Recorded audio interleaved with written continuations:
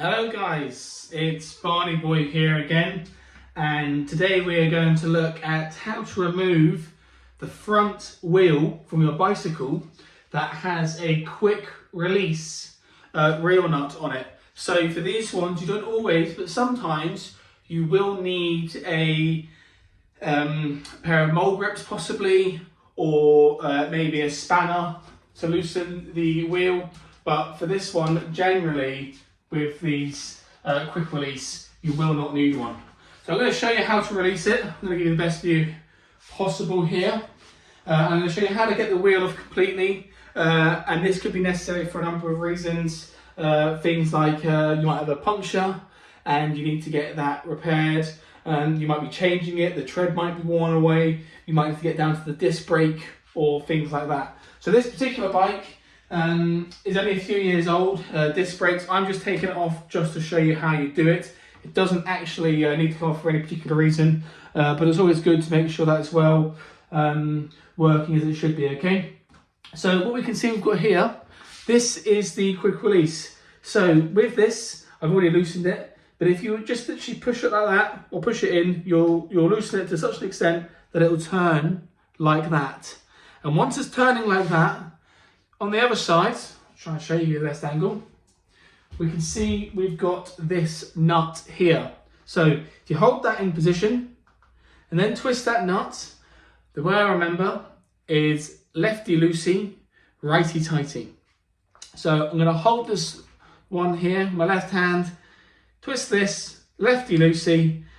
Be mindful as you do it, because there's usually a spring in there to help keep a little bit of tension on it and help keep it in place. But we can see we've now got a little bit of give. So this might be enough to actually pull the wheel off. No, not quite yet. And a little bit more. Now you've always got to be careful when doing this because you don't want to damage the disc brake, because that can be quite an expensive job. And eventually you'll see there's the nut that's come off completely. So I should now be able to lift the wheel off without issue.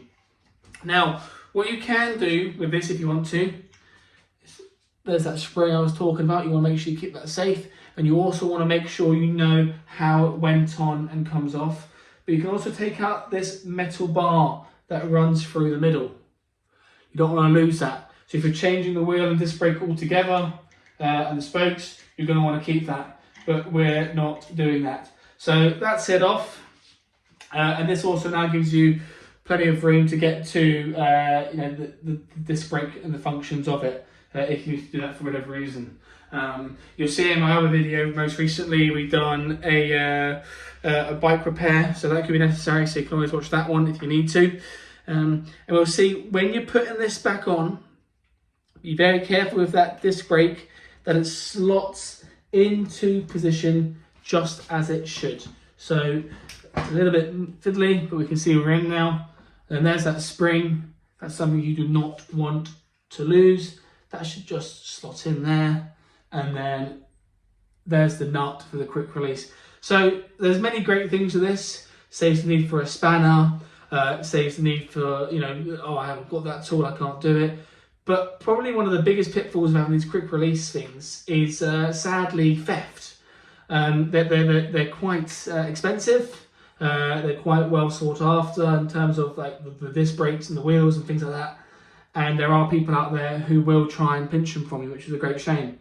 But it's just the fact that we have to deal with. So I always find when I lock my bike up, I'll lock it through there, through the main frame always, and then to a solid metal post or similar. And you want to check that that's gone on properly. You want to get it lifted up a few times, put a little bit of weight on those handlebars, make sure it isn't going to come off, and also give that wheel a twist, and then just hit down on the brake. I'm going to do it with my foot. Working absolutely fine. Perfect. Now, always be careful when you're bringing the bike back up to its right position. You do not want to get a wheel in the face. That's happened to me a few times. So I always go down to the handles, keep my foot on the back brake, bring the bike up, then roll back, and then let it rest. And there we are. That is how you take off your front wheel, and you also put it back on. As always guys, please like this video, please comment any questions, And please do subscribe and ring that bell. Thanks a lot.